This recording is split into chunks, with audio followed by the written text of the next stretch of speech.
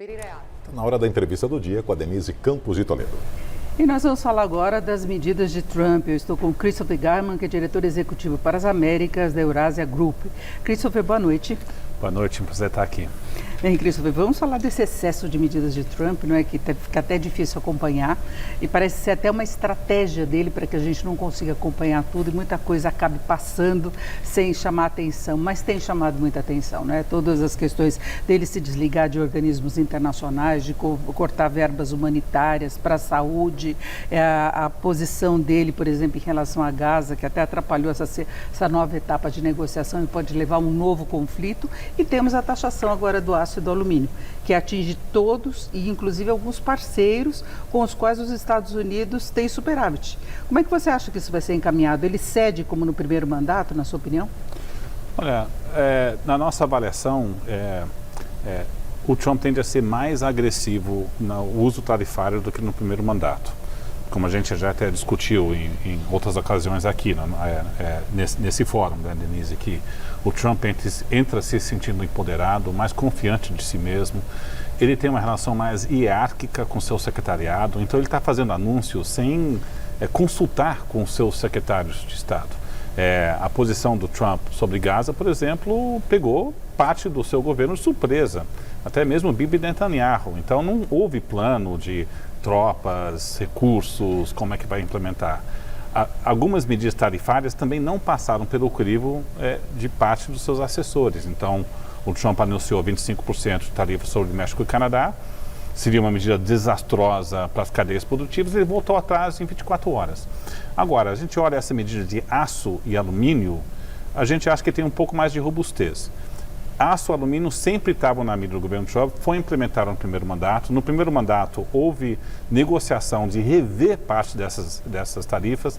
Dessa vez a gente acredita que vai ser mais difícil dar cotas, ressalvas para essas tarifas que foram impostas.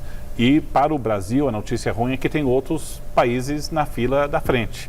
É mais provável que Canadá e México recebam algumas salvaguardas e ressalvas de cotas para importação numa negociação do acordo de livre comércio entre Canadá, México e Estados Unidos, do que países como o Brasil, que não tem um acordo de livre comércio com os Estados Unidos. E o Brasil acabou sendo citado como se ele estivesse importando aço da China, e o Brasil importa aço da China, mas não teria essa triangulação. Então, ele importa para outro tipo de processamento aqui no Brasil, que não para driblar as restrições dos Estados Unidos, mas o Brasil foi citado, então ele vai ter de explicar. Agora, em relação às empresas lá nos Estados Unidos, que consomem alumínio, consomem o aço, você não consegue ampliar a produção de uma hora para outra, e 26% desses produtos vêm de outros países. Então, como é que fica essa situação, aquela velha questão do aumento de inflação? Pois eu acho que nós vamos ter um aumento de preços para essas indústrias que consomem aço que vem de fora. Por isso que eu acho que algumas ressalvas de redução da tarifa podem vir, provavelmente negociado com o Canadá, que é o grande exportador de alumínio para os Estados Unidos, e México, que é o maior exportador de aço. O Brasil é o segundo maior exportador de aço para os Estados Unidos. Então, eu acho que algumas ressalvas e redução de tarifa ou cotas que não entram com tarifas podem ser negociados mais com o Canadá e o México. Brasil conseguiu negociar uma cota no primeiro mandato do Trump, mas estamos achando mais difícil dessa vez, até pelo pano de fundo político entre o governo Lula e o governo Trump, que vai ser uma relação bilateral bem difícil. É possível que negocie algo? Mas nossa visão da Eurásia é que não vai ter as mesmas salvaguardas e ressalvas que a gente viu no primeiro mandato, e, portanto, o preço vai cair parcialmente no consumidor americano. E eu também diria mais, Denise, que não só tem as tarifas de aço e alumínio, o Trump prometeu anunciar novas tarifas baseadas no princípio de reciprocidade. Quais países colocam tarifas mais elevadas para produtos americanos do que os países são tarifados para entrar nos Estados Unidos. E usando esse princípio, o diferencial de tarifa de produto americano entrando no Brasil ou produto brasileiro entrando nos Estados Unidos é um dos mais altos mundialmente. Então o Brasil pode ser um alvo de outras medidas tarifárias além de aço e alumínio. E se ele faz concessão para outros países que fornecem os produtos, como é o caso de Canadá, México, ele pode fazer alguma negociação também com a Austrália, com a Coreia do Sul, que é outro parceiro político importante, o Brasil perde mercado e vai ter que conseguir outros mercados. E aí tem a questão de a China tem ampliado muito a oferta porque ela reduziu a demanda interna, reduziu os projetos de infraestrutura. Então, tem aço da China circulando pelo mundo e sobrando.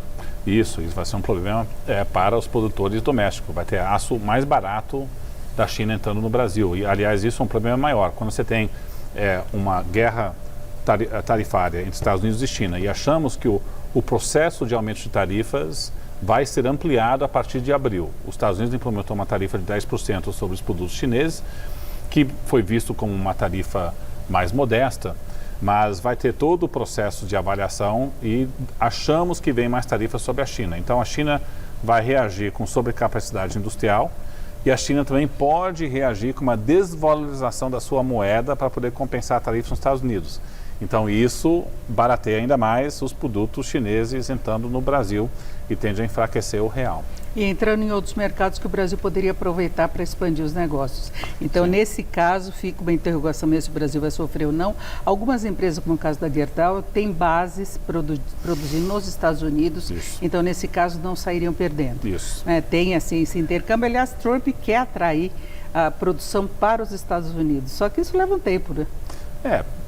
E o próprio Trump até disse que podemos pagar um custo de transição no curto prazo, mas ele está visando aumentar empregos nos Estados Unidos. O desafio político para ele é não só essa medida de aço e alumínio, mas a política tarifária mais ampla, que pode aumentar custo para o consumidor americano. E é importante lembrar, o Trump ganhou a eleição por causa de aumento de custo de vida e inflação nos Estados Unidos. Não foi um sentimento anti-woke ideológico, foi inflação.